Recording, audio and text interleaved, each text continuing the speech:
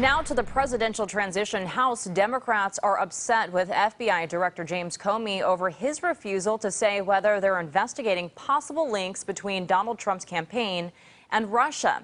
They pressed Comey and intelligence officials on Friday in a closed-door session, but few details were released. Now the Senate Intelligence Committee is launching an investigation into possible contacts between Russia and people associated with the U.S. election campaigns. All right, joining us to talk about these issues is Representative Eric Swalwell, who is on the Intelligence Committee. All right, let's break this down a little bit. We have the FBI with Comey, who will or will not investigate Trump's alleged ties to Russia.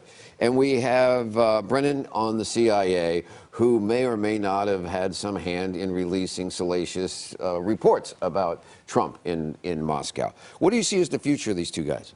Well, it needs to be investigated. So Comey will stay. Brennan is Why does leaving. Comey stay? So FBI director, it's a 10-year term. So you're there before a president, you're there after. The idea is you want them to be independent so they can investigate an administration. So all this screaming about Comey and his decision to talk about Hillary Clinton's emails on the eve of the election, which some say cost her the election, he's not going to be touched for that.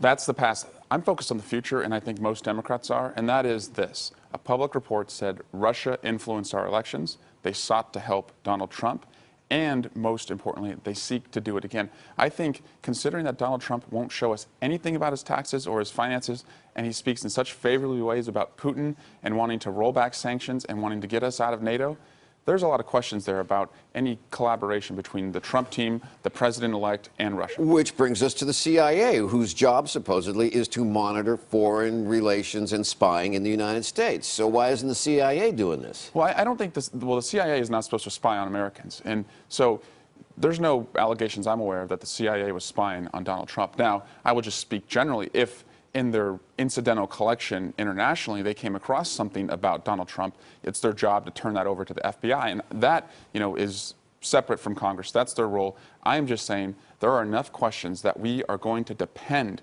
on our law enforcement community, including FBI Director Comey, to look at these connections between Donald Trump and Russia. But it appears that in this past year, and it's not the first time, these two agencies, the FBI and the CIA, have become increasingly politicized. And there's questions about what they release, when they release, and how much they release.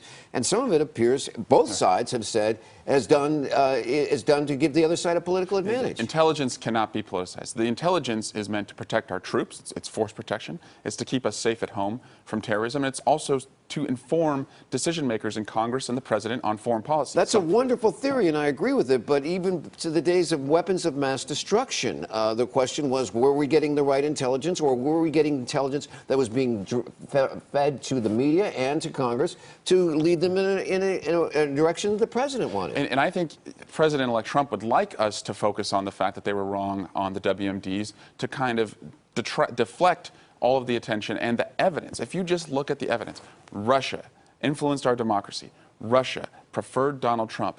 Donald Trump speaks favorably about Russia, won't tell us anything about his finances.